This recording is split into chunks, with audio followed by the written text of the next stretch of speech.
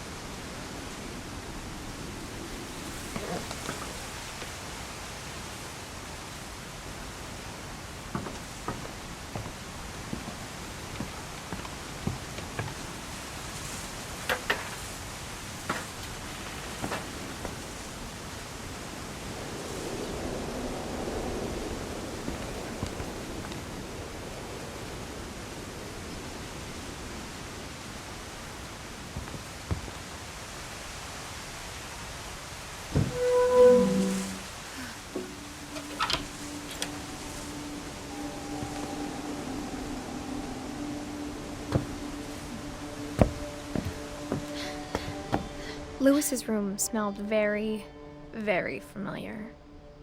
That part of him lived on.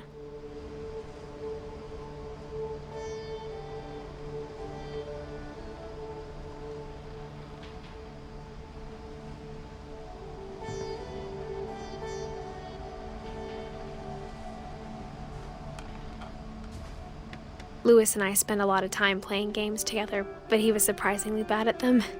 He died a lot.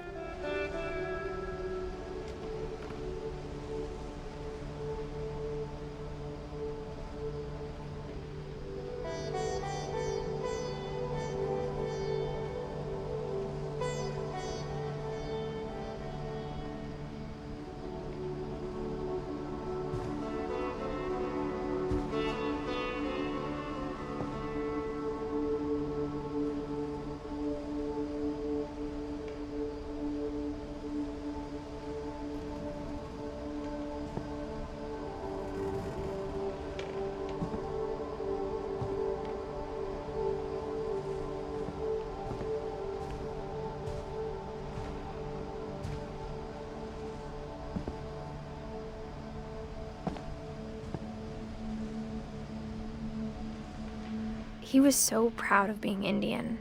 I think for him, it was a way to be something other than just a Finch.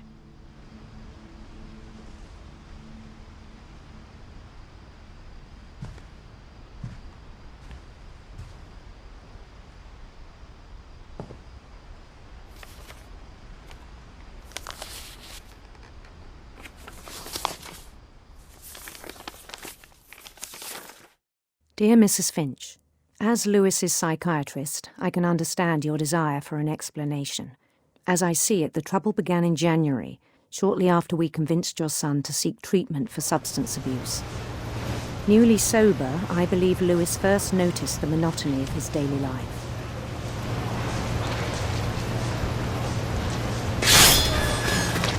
He kept working at the cannery.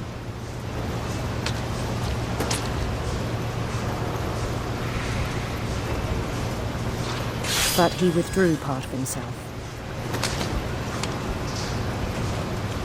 In our sessions, I saw the same behavior.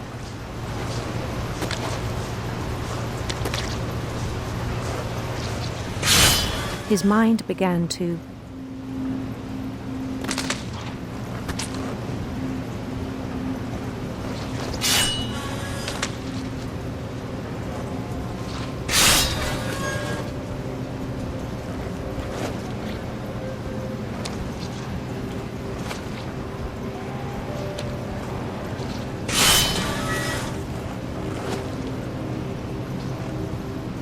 wander.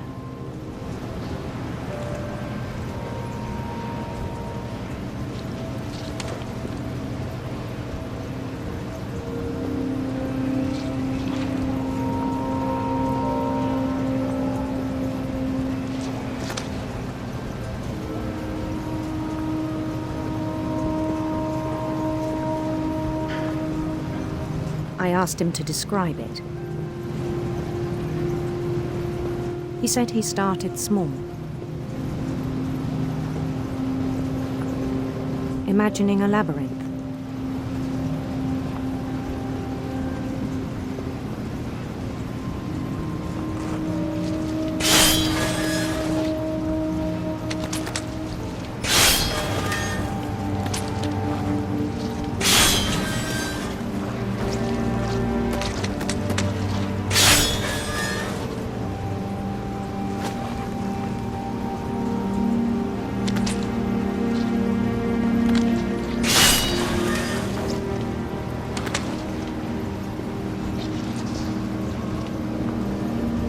He'd feel his way about.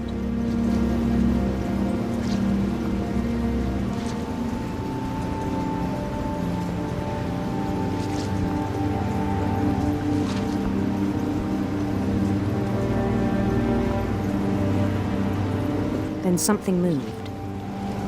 Bats. And toads.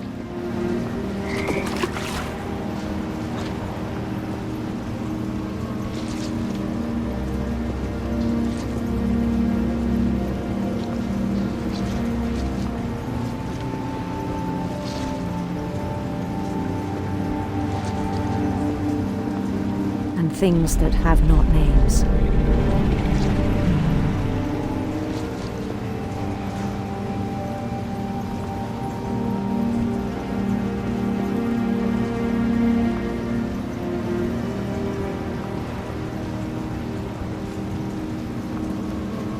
He knew it was all in his head.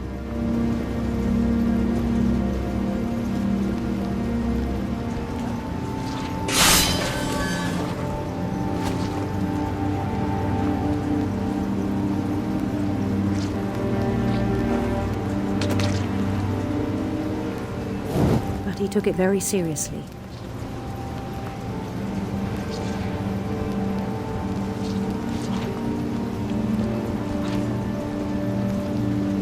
I had hoped he'd find himself.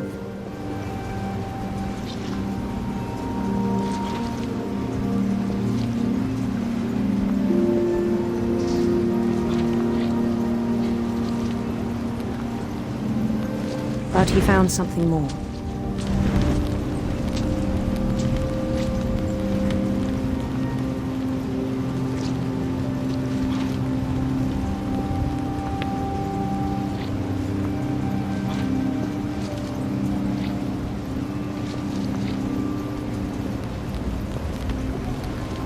I worried about him then.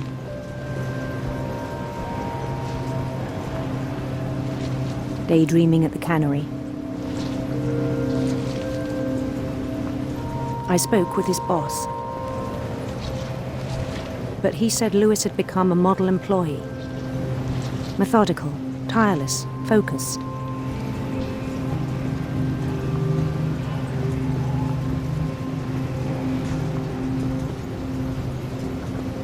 Like a whole new Lewis. So I let him go on.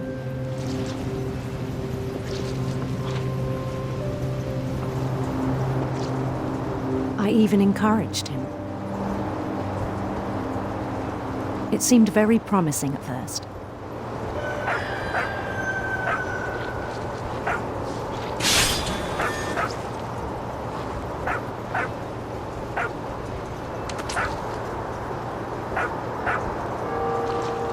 He told me he'd made a new friend.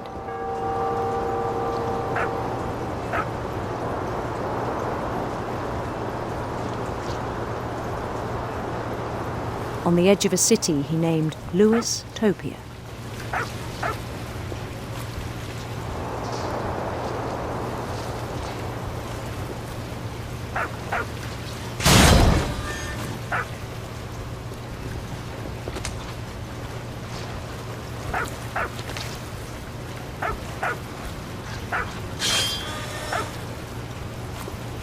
He built the city up slowly, brick by brick.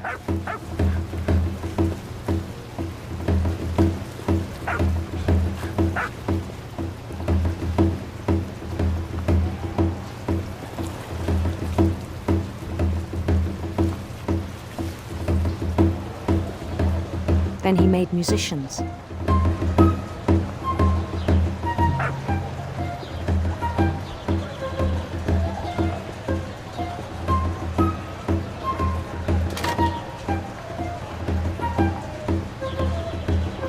And songs for them to play.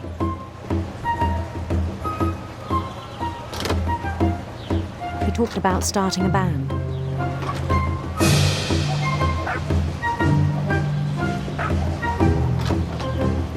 And he was always humming something. Every day his imagination grew stronger.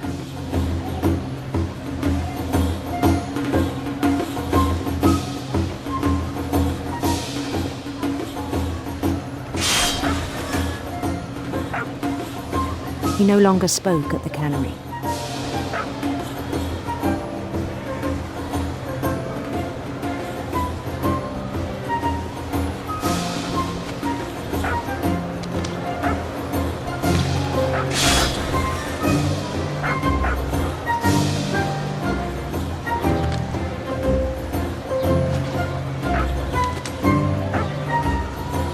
But his chopping was as reliable as ever.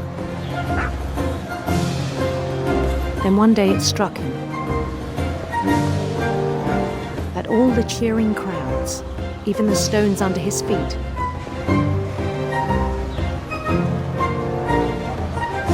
were all in his imagination. So he could do whatever he wished.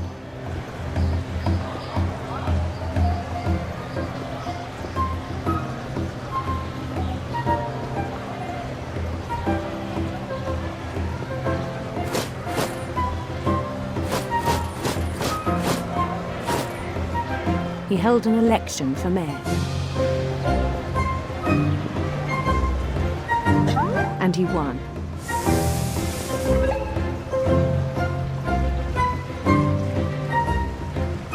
They begged him to stay, but his mind was already wandering. It became a game for him.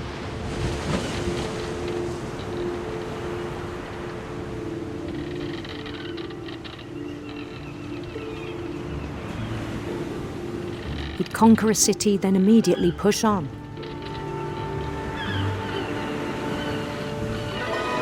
New Louisville.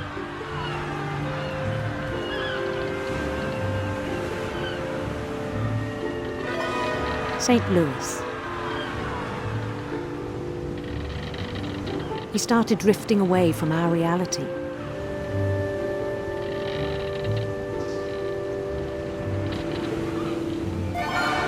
Minneapolis. Until one day he forgot to go home from the cannery. Even as his mother pleaded with him, part of Louis kept sailing on.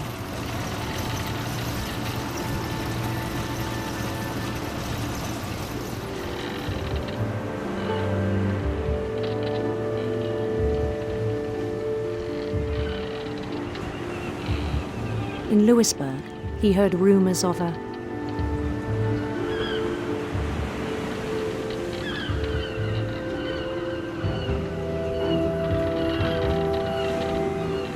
handsome queen.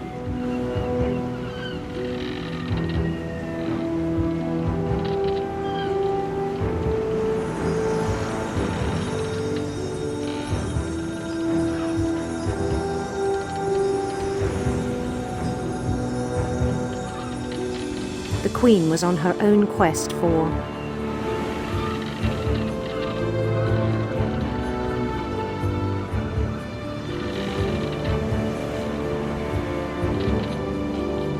radiant rainbows.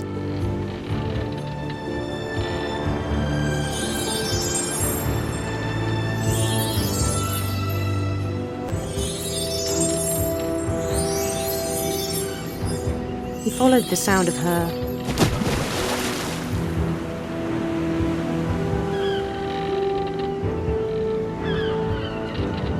silver harp.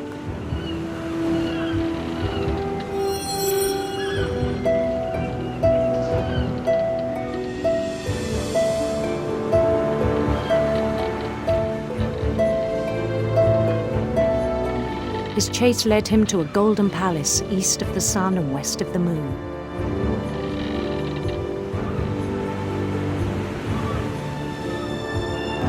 Even then, his logic remained sound.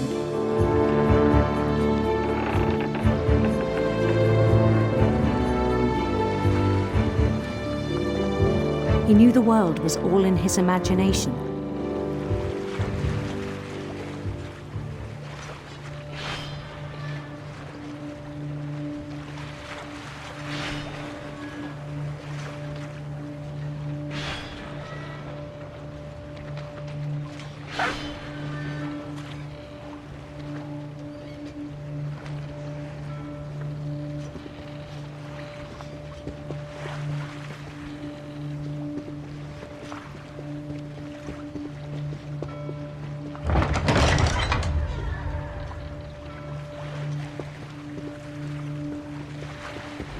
But he was so proud of having created it.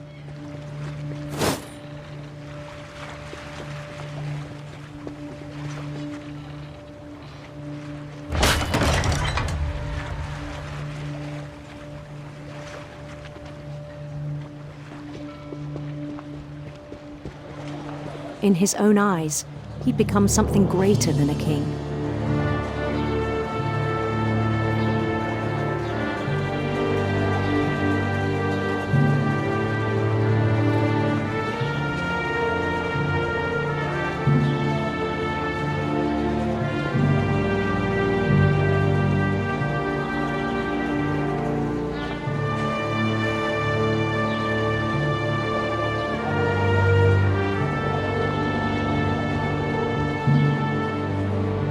For someone who'd never known success in the real world, I think it was overwhelming. And then it struck him that the real Lewis was not the one chopping salmon, but the one climbing the steps of a golden palace.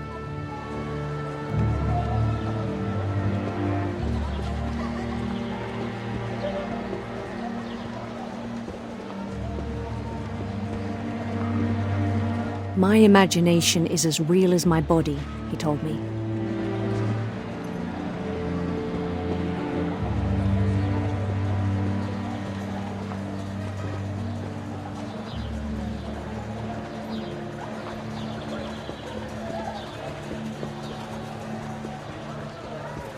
It was hard to argue with him.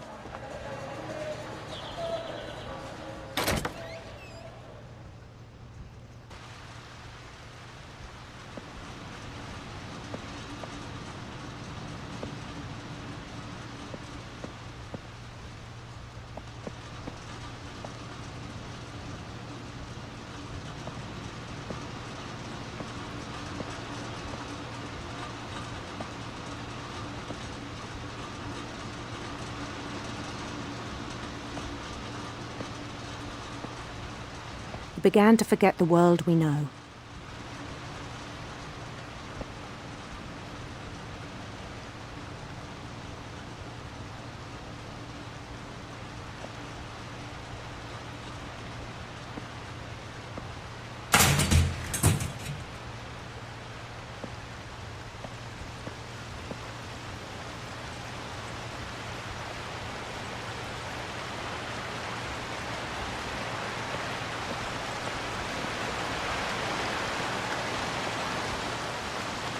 I think it pained him to remember Lewis, the cannery worker.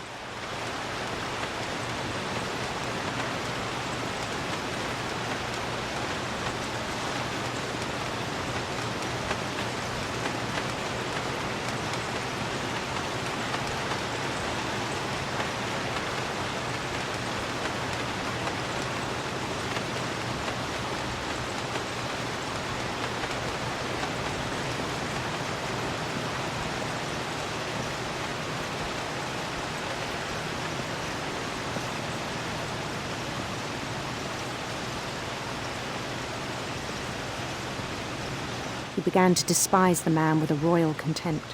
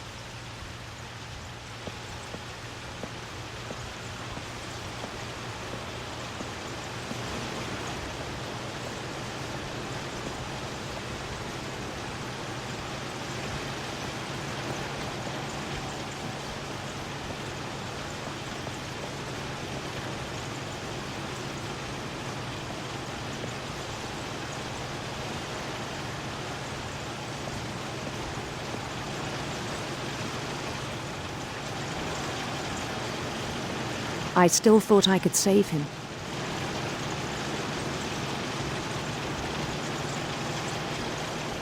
Even after he said he was being crowned king over all the lands of wonder.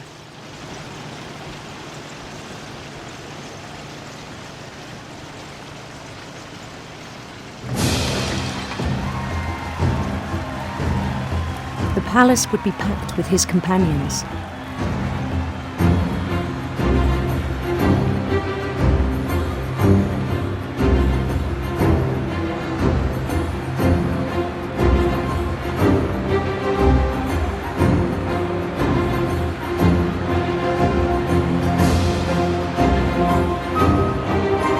Including the wise Calico who had insisted on advising me.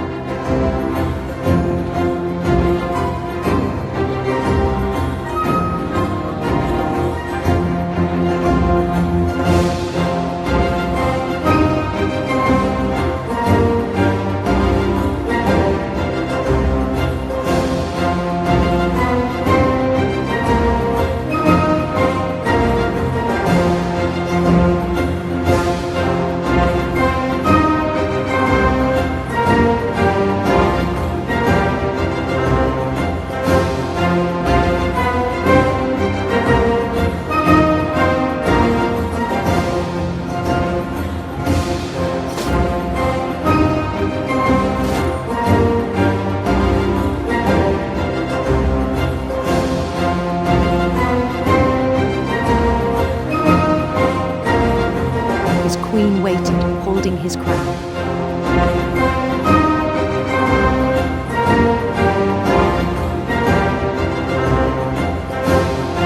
There was only one thing left to do.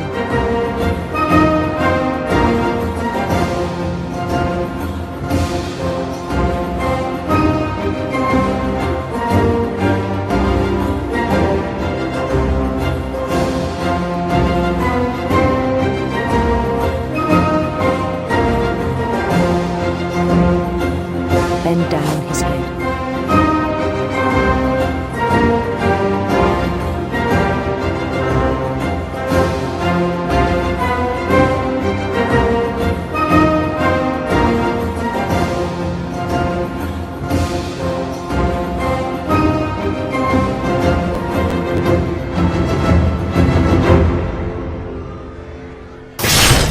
And the rest I think you know. Mrs. Finch, your son was a kind man who will be missed by all of us who knew him.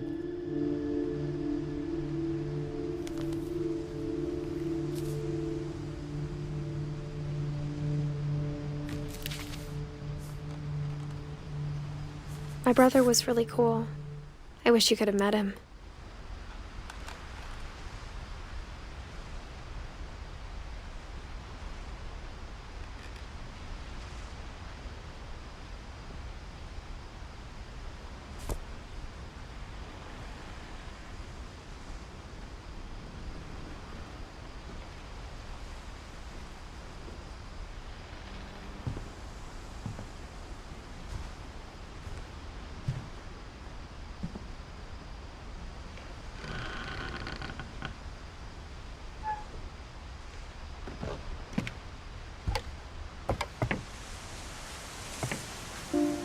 On the way back from Lewis's funeral, my mom told me to start packing.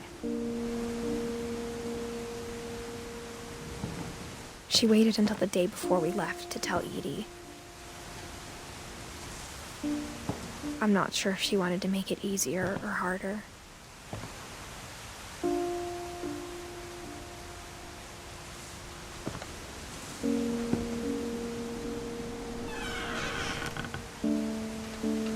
I wish we'd stayed.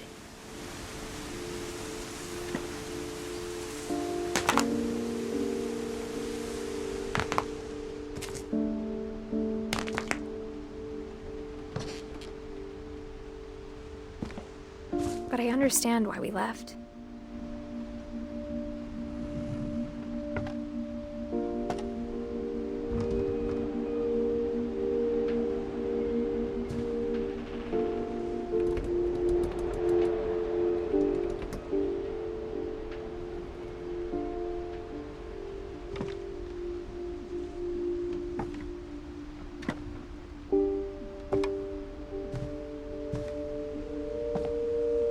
My mom ended up leaving everything behind.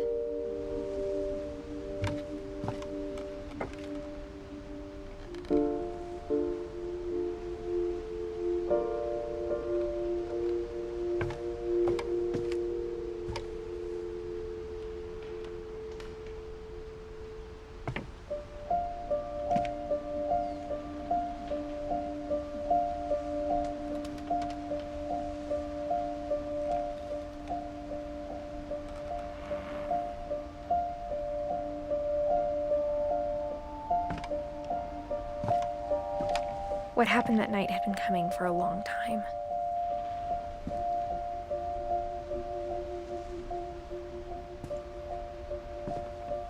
Maybe it should have come sooner.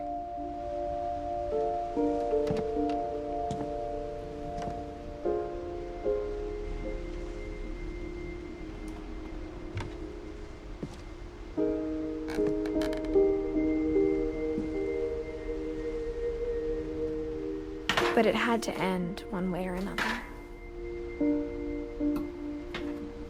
All that's left now is to tell you about that last night.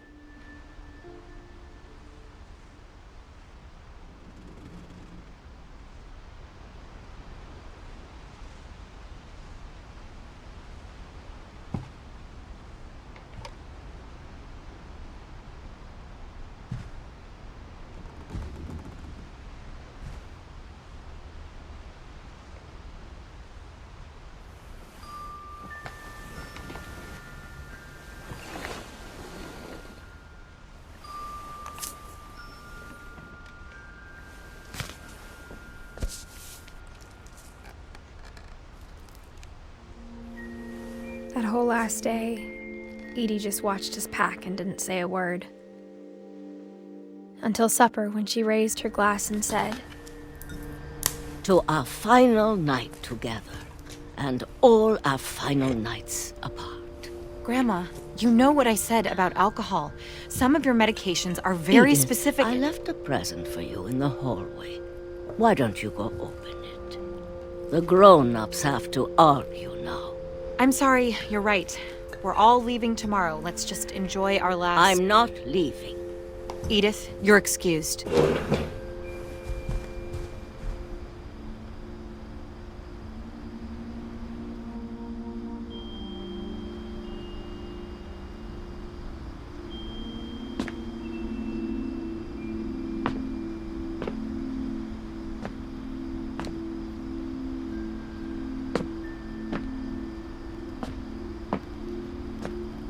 the power had been shut off that morning, but Edie always had plenty of candles.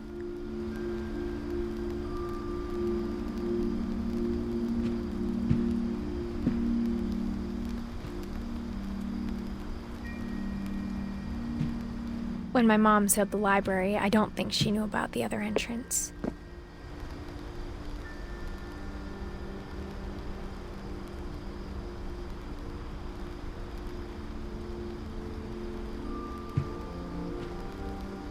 Or that Edie had a key to it.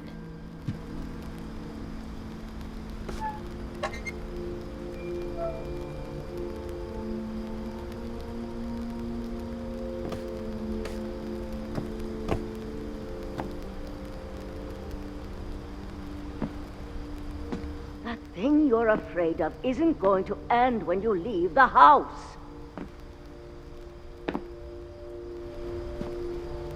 Edith has a right to know these stories. My children are dead because of your stories. I think it's best if Edith and I leave tonight.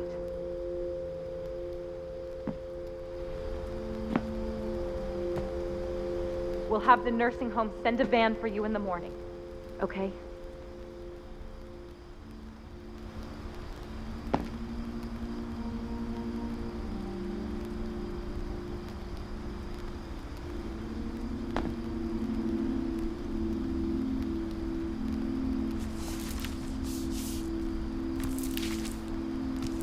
Dear Edith, there's so many stories I wish I could tell you, but there's only time for one. This is about what happened on the night you were born. That night, The tide went way, way out.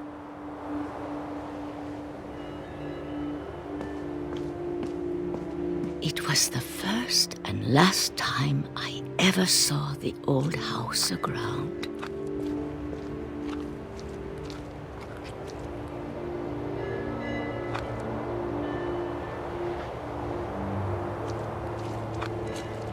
There'd been an earthquake out in the middle of the ocean. They called it the lowest tide in 1,000 years. God, it smelled awful. You know, I've seen that house every day of my life.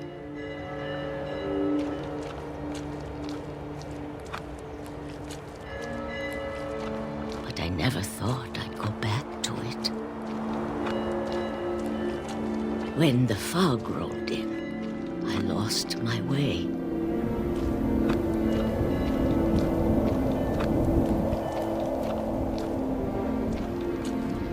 I got turned around.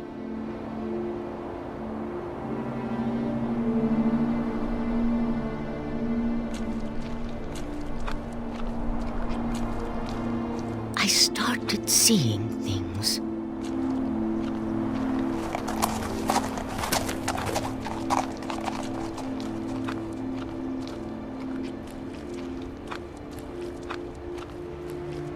Things I'd forgotten had ever existed.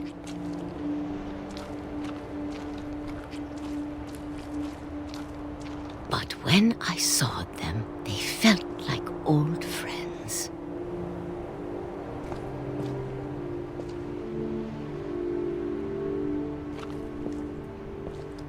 That night, a lot of things came back to me.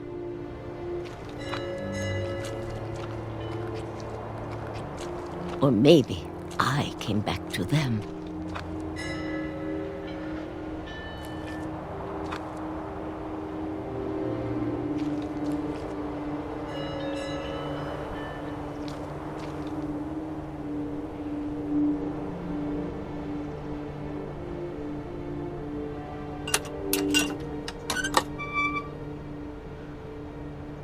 Things I can't explain, but that I need you to try and... Edith, what are you doing in here? It's mine. Edith! Mom, you're gonna rip it! Let go! I kicked and screamed, but Mom dragged me to the car.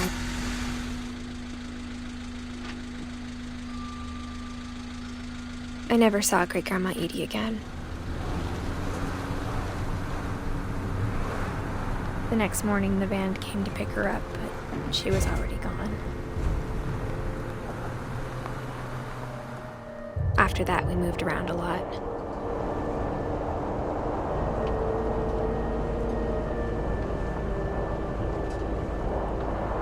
We both tried to make the best of it.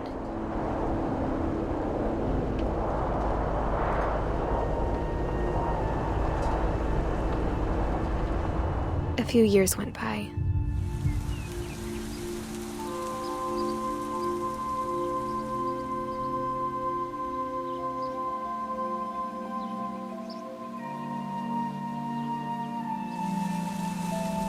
My mom didn't like to talk about it. But she started getting sick a lot. The rest happened pretty quickly.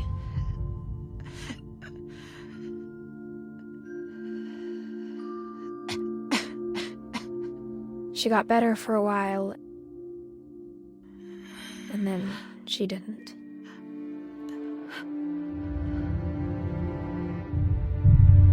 And then I was alone.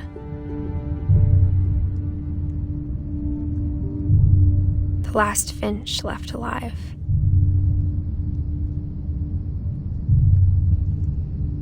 Until I found out about you. I'm still not sure what to tell you about all this. If we lived forever, maybe we'd have time to understand things. But as it is, I think the best we can do is try to open our eyes. and appreciate how strange and brief all of this is.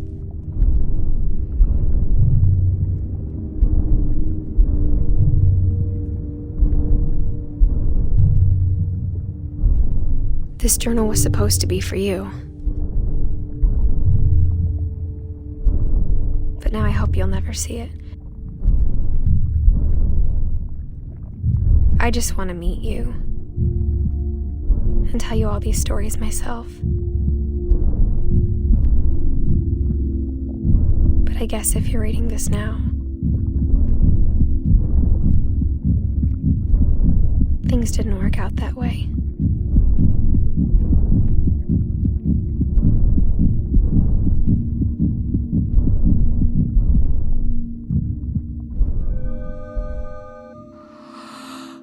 This is where your story begins. I'm sorry I won't be there to see it. It's a lot to ask, but I don't want you to be sad that I'm gone. I want you to be amazed that any of us ever had a chance to be here at all. Good luck.